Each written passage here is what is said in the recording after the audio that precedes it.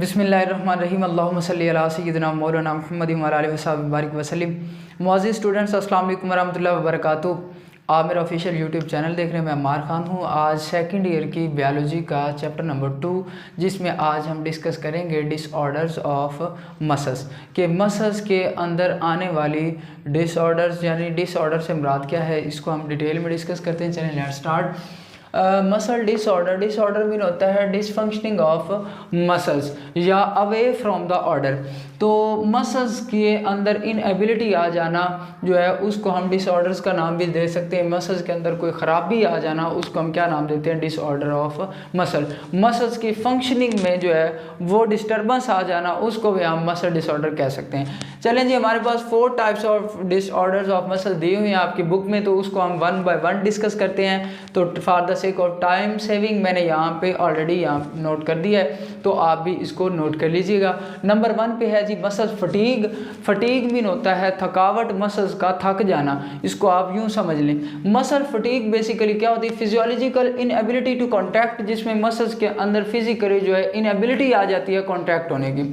उसके बाद नंबर 2 पे लो लेवल ऑफ एटीपी या नो अवेलेबिलिटी ऑफ एटीपी, ये इसकी काज हो सकती है। इसकी वजह कि एटीपी का लेवल लो हो जाना बॉडी में, या एटीपी की अदम दस्तयाबी, यानी एटीपी दस्तयाब ना हो, यानी एनर्जी की कमी बॉडी में हो जाना। नंबर 2 पे इसमें क्या, नंबर 3 पे इसमें ये होता है कि क्रॉस ब्रिजेस डिटैच्ड हो जाती है। क्रॉस ब्रिजेस हम स्लाइडिंग फिलामेंट मॉडल या उससे पीछे भी इन डिटेल डिस्कस कर चुके हैं। तो अब ये हमारे पास क्रॉस ब्रिजेस जो होती हैं वो डिटैच हो जाती है, एक दूसरे से अलहदा हो जाती हैं। और उसके बाद आ रहा है लैक्टिक एसिड की अमाउंट जो है वो इंक्रीज हो जाती है, और लैक्टिक एसिड अकमुलेट हो जाता है, जमा हो जाता है, और पीएच जो है वो डाउन हो जाती है। फिर उसके बाद अगला पॉइंट है हैवी एक्सरसाइज या लो इनटेक ऑफ ग्लूकोज, ये भी इसकी रीज़न हो सकती है। और इस तरह से इसकी वजह से होने वाली तब्दीलियाँ वो मैंने आपको ऊपर बता दी। और इसमें हैवी एक्सरसाइज जब हम करेंगे तो लो इनटेक ऑफ ग्लूकोज करेंगे तो फिर हमारे पास ये कंडीशन आ सकती है। देखें जी, इफेक्ट ऑफ एक्सरसाइज, तो ग्रोथ के ऊपर जो इफेक्ट आएगा एक्सरसाइज का, जो वो मसल्स की ग्रोथ के ऊपर आएगा। मसल ग्रोथ जो होगी वो इंक्रीज होगी, किसकी वजह से, ड्यू टू एक्सरसाइज। जब हम एक्सरसाइज करते हैं तो उस दौरान क्या होता है, हमारे मसल्स का जो साइज है वो बढ़ता है, मायोग्लोबिन लेवल अप होता है, क्या होता है, एटीपी लेवल जो है वो भी अप हो जाता है। हमारे ब्लड कैपिलरीज के अंदर जो है फिशारे खून यानी ब्लड प्रेशर वो भी जो है वो स्मूथली जो है यानी स्मूथ हो जाता है, तेज हो जाता है। उसके बाद ग्लाइकोजन लेवल जो होता है वो भी क्या हो जाता है, अप हो जाता है एक्सरसाइज से। ये एक्सरसाइज का इफेक्ट था बॉडी के ऊपर, मसल्स के ऊपर। तो आगे मसल फटीग की ये सारी काजेज हमने पढ़ ली। उसके अलावा यहाँ पे एक चीज़ मैं आपको ये भी बताता जाऊँ, मसल फटीग जब हम कोई हैवी वेट उठाते हैं और दिन भर काम करते हैं, बाज़ औक़ात हमें कोई हैवी काम करना पड़ जाता है, उस दौरान भी मसल फटीग हो सकती है। ये आपकी बुक से हट के पॉइंट बताया।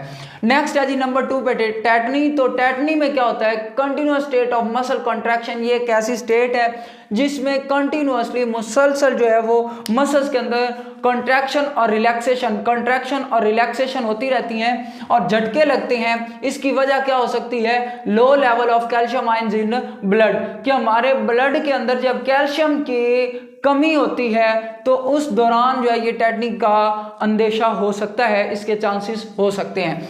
कन्वर्जन यानी दौरे पड़ते हैं, वो मैंने आपको बता दिया, यानी झटके लगते हैं बार बार जो है वो कॉन्ट्रैक्शन और रिलैक्सेशन की वजह से। उसके बाद क्या होता है कि इसका ये सवेर हो सकती है जब लेरेंक्स के ऊपर इसका असर होता है, यानी रेस्पिरेटरी मसल्स जो होते हैं हमारे सांस लेने के दौरान जो मसल्स यूज हो रहे हैं लेरेंक्स में, उनके अंदर जब रिलैक्सेशन कॉन्ट्रैक्शन होने लगेंगी तो क्या होगा, इवन कि हमारी जो ट्रैकिया है, हमारे सांस लेने की जो नाली है वो सिकुड़ जाएगी, जिससे सांस लेने में प्रॉब्लम आएगा। और परमानेंटली अगर ऐसा होता रहे तो इंसान की डेथ भी हो सकती है। ठीक है। उसके बाद टेटनस नंबर 3 पे आ रहा है, थर्ड डिसऑर्डर है, और ये एक बैक्टीरियम की वजह से होती है। कौन सी बैक्टीरियम जो है वो क्लोस्ट्रीडियम टेटानी भी इसको कहते हैं, टेटनी भी कह लें। तो क्लोस्ट्रीडियम टेटनी जो है उसके नतीजे में टेटनस हो रही है। और बेसिकली टेटनस जो है वो डेवलपिंग कंट्रीज में मोस्ट कॉमन है। डेवलपिंग कंट्रीज लाइक पाकिस्तान, इसी तरह से बांग्लादेश, इंडिया। वैसे अब बांग्लादेश और इंडिया हमसे आगे निकल चुके हैं, यहाँ पे जो है वो चोरों का राज है। और पाकिस्तान में इंतहाई जो है वो करप्ट नासिर की वजह से जो है वो पाकिस्तान तरक्की ना कर सका, तो क़यादत के फुकदान की वजह से। तो बहरहाल इसको छोड़ें, ये अलग रीज़न है। तो मैं बात कर रहा था जितने भी डेवलपिंग कंट्रीज़ हैं, तरक्की पजीर ममालिक, उनमें जो है क्या होता है कि तरक्की पजीर ममालिक वो होते हैं जो तरक्की याफ्ता नहीं होती, यानी जिन्होंने अभी तरक्की नहीं की होती, जिन्होंने अभी तरक्की करनी होती है। तो ये तरक्की ना करने की वजूहत मैंने आपको पीछे बताई पाकिस्तान की।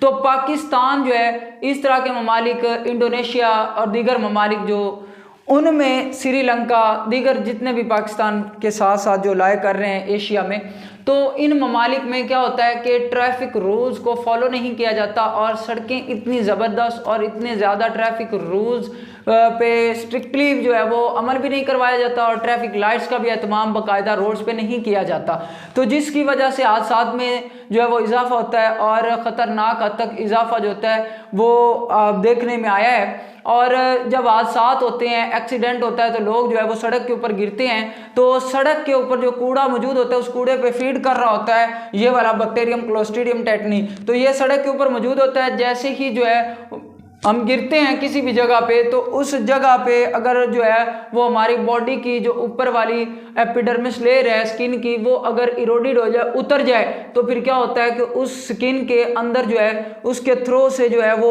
उस वाउंड, उस जख्म के थ्रो ये बैक्टीरियम हमारी बॉडी में इंटर हो जाता है और क्या करता है, ये कंटिन्यूसली जो हमारे मसल्स को कॉन्ट्रैक्ट कर देता है, उनको जो है तनाव की हालत में ले आता है, उनके अंदर एक खिंचाव आ जाता है और ये बड़ी painful spasm of skeletal muscles हो जाती है, यानी पेनफुल कंडीशन होती है। हमारे स्केलेटल मसल्स जो है वो सारे जो है वो अकड़ जाते हैं, उनमें अकड़ाव आ जाता है, तनाव आ जाता है। और ये फिर क्या करता है, जब ये अपने जोर मजीद बॉडी पे बढ़ाता है, अपनी जब ये ग्रोथ करके मजीद अपनी तादाद में इजाफा करता है ये क्लोस्ट्रीडियम, तो ये जाज को लॉक कर देता है। ये जाज जो हमारा जबड़ा होता है, इसके अंदर जो मसल्स हैं हमारे, उनको क्या कर देता है, उनको भी खिंचाव में ले आता है, तनाव में ले आता है, उनको भी जो है अकड़ाव में ले आता है, जिसकी वजह से हमारे जाज जो है वो लॉक हो जाते हैं और बंदा जो है बोलने के भी काबिल नहीं रहता और साथ में फूड इनटेक में भी मसला आता है। तो इस तरह से ये जब लॉक जाज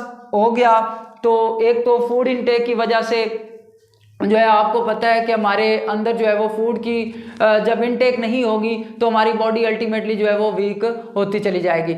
इसी तरह से हमारे पास अगर हम देखें तो ये रेस्पिरेटरी पैरालिसिस का भी ये वजह बन सकता है। तो रेस्पिरेटरी पैरालिसिस, दोबारा फिर सुने जी, मैं बता रहा था कि ये ऐसी कंडीशन है जिसमें ये बैक्टीरियम जो होता है वो मज़ीद ग्रो करता जाता है और क्या करता है, हमारे जो स्केलेटल मसल्स हैं उनके ऊपर अटैक करता है और उनके अंदर भी मज़ीद खिंचाव, अकड़ाव जो है वो ले आता है और वो भी जो है वो अकड़ जाते हैं। और अगले स्टेप में मज़ीद जब ये सीवियर होती है टेटनस, तो क्या होता है, लॉक जाज हो जाता है। लॉक जाज कहता है यानी जबड़ों को लॉक लग जाना। ये जो जबड़े होते हैं इनके मसल्स जो है वो स्ट्रेच हो जाते हैं, खिंचाव की हालत में आ जाते हैं, तनाव की हालत में, अकड़ाव में आ जाते हैं, जिसकी वजह से मुंह को खोलना इम्पॉसिबल हो जाता है और हत्ता के जो पेशेंट होता है वो बात भी नहीं कर सकता और इनटेक ऑफ फूड भी नहीं कर सकता। जब वो इनटेक ऑफ फूड नहीं कर सकता तो फिर क्या होता है कि हत्ता के रेस्पिरेटरी पैरालिसिस भी हो सकता है। और जब वो इनटेक ऑफ फूड नहीं होगा तो आपको पता है हमारी बॉडी वीक से वीक तर होती जाएगी।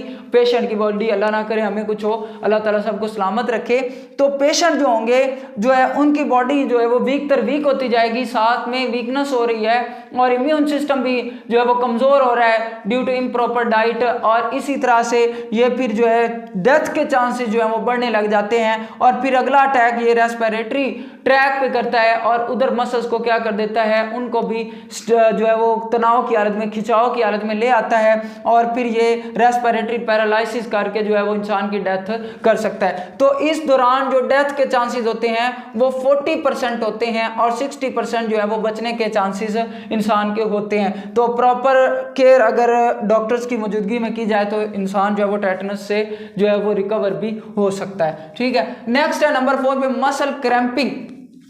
मसल्स का क्रैम्प कर जाना। तो बेसिकली जिस तरह से मसल फटीग और मसल क्रैम्पिंग, बेसिकली बच्चे ये मैं आपको बता दूं, ये कोई ऐसा इतनी सीरियस डिजीजेज नहीं है, मसल्स के इतने सीरियस डिसऑर्डर्स नहीं है।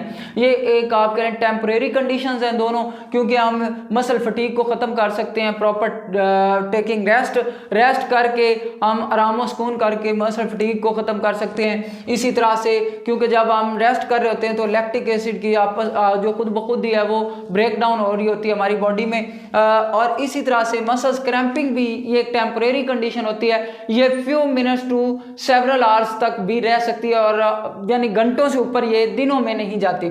तो मसल क्रैम्पिंग की अगर हम बात करें तो इसमें technique contraction of entire muscle क्या होता है कि हमारा पूरा का पूरा मसल जो होता है वो इंटायरली जो है वो कॉन्ट्रैक्ट हो जाता है। कौन सा मसल, ये याद रखेंगे, ह्यूज साइज मसल्स जो हमारी बॉडी में बड़े साइजेस के मसल्स पाए जा रहे हैं उनके अंदर क्या होगी, कॉन्ट्रैक्शन होगी, ह्यूज साइज मसल्स, जिसमें एग्जांपल थाई मसल की है और हिप मसल, हमारा हिप जो रीजन है वहां पे मौजूद मसल्स के अंदर क्रैम्पिंग हो सकती है और हमें चलने फिरने में भी जो है वो दुश्वारी का सामना करना पड़ सकता है। बाज़ औक़ात बच्चे आपने देखा होगा रात को सोते हुए आपके मसल्स जो होते हैं वो ये टांग के नीचे वाला ये वाला जो एरिया होता है इसमें क्या होता है कि आपको शदीद किस्म की पेन होती है और ये बिल्कुल अकड़ जाता है और आपको जो है वो बाज़ औक़ात जो है फिर हम कभी अपनी इस टांग को लंबा करते हैं, कभी ऊपर उठाते हैं और वो कंडीशन कुछ मिनट तक रहती है और फिर खुद ब खुद जो है वो ख़त्म हो जाती है।